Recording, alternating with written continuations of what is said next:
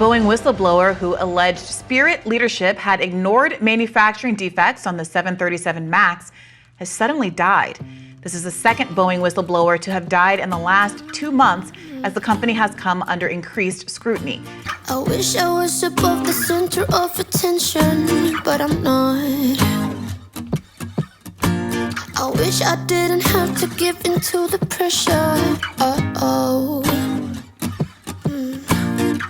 I'm posting pictures, trying to be someone. Good morning, everybody. I am RJSMITH, and this is Crazy News Reacts, where I scour the globe for the weirdest, strangest, and craziest news there is to offer. So come along with me today while we explore the 2 dead whistleblowers from Boeing.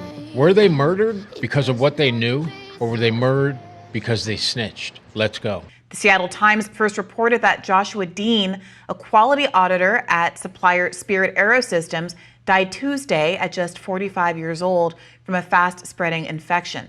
Dean had previously filed a complaint with the Federal Aviation Administration, alleging there was, quote, serious and gross misconduct by senior quality management of the 737 production line.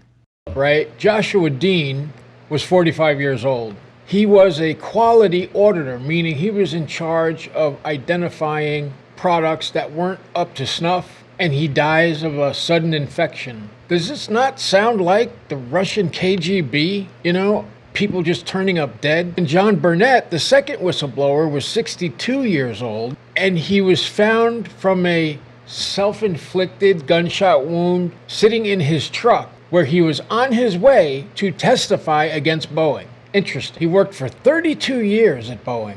Imagine that. And he had ID'd some oxygen bottles that were no good. And he notified Boeing. Nothing was ever followed up, and suddenly he's dead. Interesting. I tell you guys. Come on.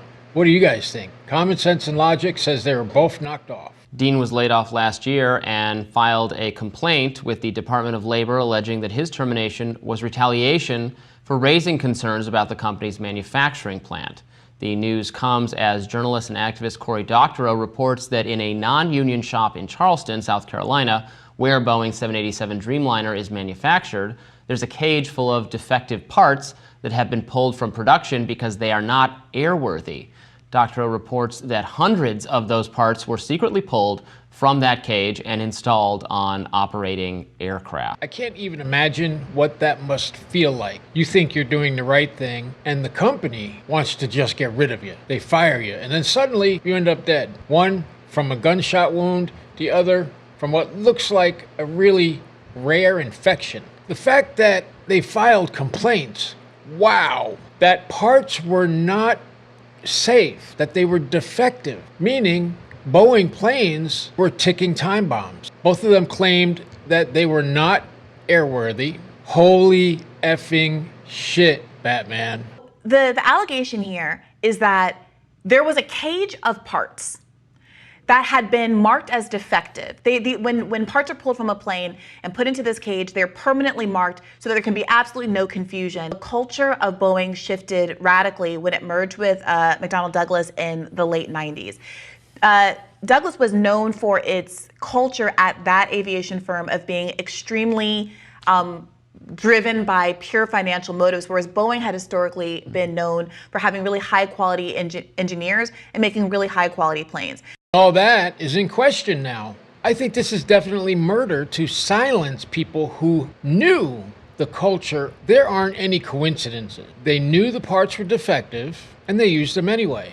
And McDonnell Douglas has a history of questionable manufacturing. This was all about the stock price, all about the investors not wanting to show their dirty laundry, and it backfired. The last whistleblower, the one who's alleged to have killed himself, John Barnett, who is nicknamed apparently was Swampy, and he's referred to as Swampy throughout Cory's piece, was one of the people who was assigned to do this checking.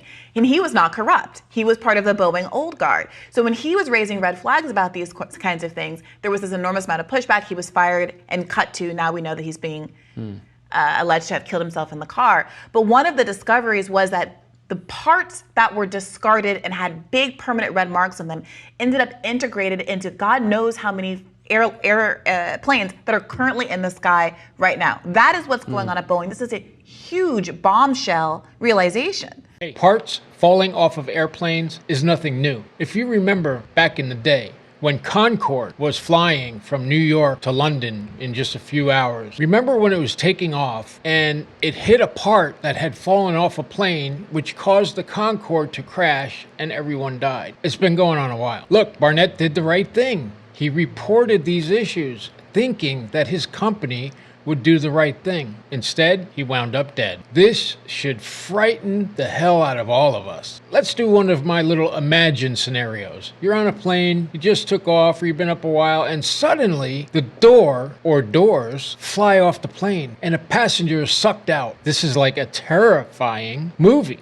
Parts flying off of planes, unheard of. And if you tell anyone, you won't make it to court to testify like these two guys. There's a lot going on here, and I think people should be raising questions about why it is that these mergers were allowed to happen to completely diminish the ability for consumers to have real choice here. But moreover, to your point about if the airline companies were forced to internalize their costs, then they would be incentivized to be safe. It's a good point, but the problem is that there is no actual efficiency in the market. When you are making assessments about what the value of a life is, that's incredibly subjective. And what ends up happening is courts don't ever penalize companies sufficiently to make it not simply worth their while to let people die and then recoup. You're not going to get a court saying a human life is worth however many billions of dollars it would take for one of these airline companies to actually change its behavior. I mean, the courts have said it's worth, what, 14 million or something like that? For these companies, it's all about the Benjamins, right? Profits and very little losses. As for the value of life, I went through this during my lawsuit, and I had to sign a non-disclosure agreement, so I can't tell you much more than that. But they do put a price on what your life is worth, and that depends on your earning potential over a lifetime. The money you won't make now because you're injured. And let me tell you something, it's nowhere near $14 million. As far as insurance companies are concerned, your life is worth nothing. Thanks for hanging out with me today. Like and subscribe, and if you really liked it, please share it with your friends. Helps me tremendously. And I will see you right back here tomorrow.